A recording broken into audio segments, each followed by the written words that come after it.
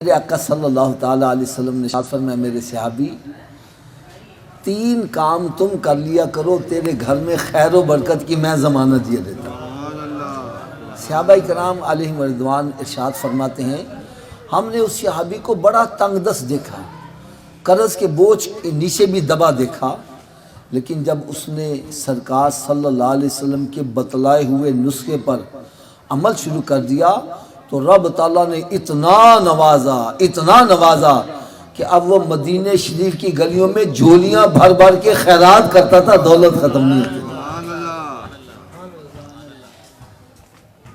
تو ہو سکتا ہے کہ آپ حضرات کو بھی اس نسخے کی ضرورت ہو اور آپ سوچ بھی رہے ہوں گے یار یہ پتہ نہیں کتنا مشکل مسئلہ ہوگا، کتنا مشکل نسخہ ہوگا جس سے بندے کا معاشی مسئلہ حل ہو جائے۔ تو آؤ وہ 3 کام کون کون سے ہیں۔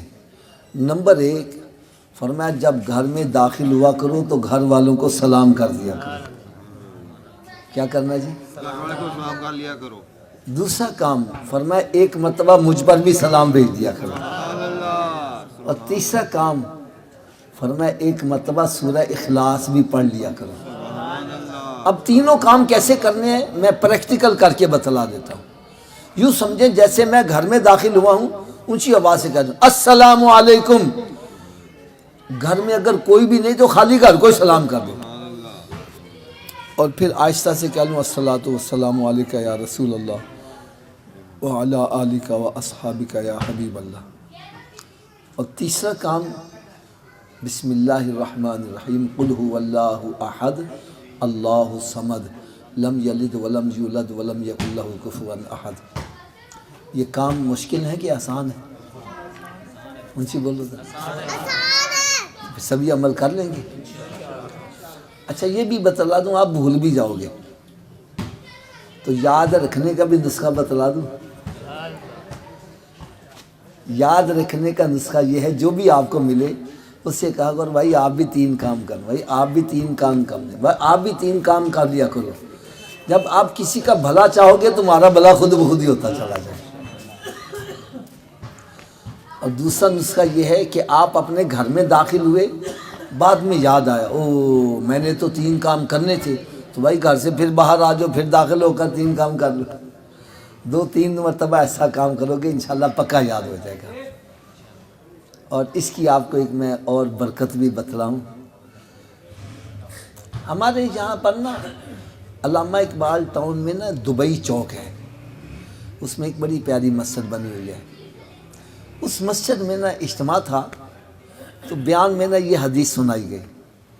خیر اجتماع ختم ہوا، لوگ اپنے اپنے گھروں کو چلے گئے۔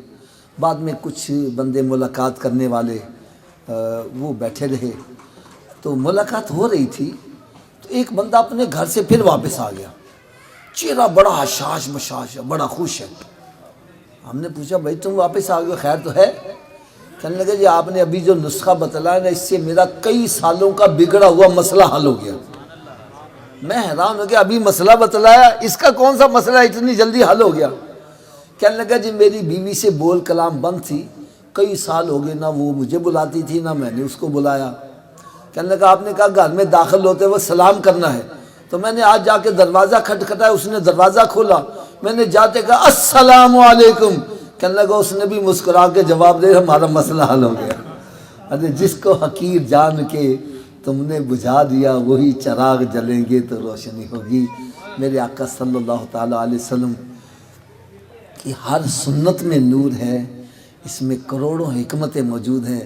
دیکھو آپ گھر میں داخل ہوگے سلام کرو گے 10 نیکیاں سلام کرنے کی مل جائیں گی، درود و سلام پڑھو گے 20 نیکیاں اس کی بھی مل جائیں گی، اور 1 مرتبہ سورہ اخلاص پڑھو گے 10 پارے تلاوت کرنے کا ثواب یہ بھی ملتا چلا جائے گا۔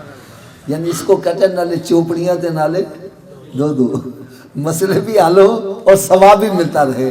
اللہ تعالیٰ ہم سب کو سونے آقا صلی اللہ علیہ وسلم کی سنتوں پر عمل کرنے کی توفیق عطا فرمائے۔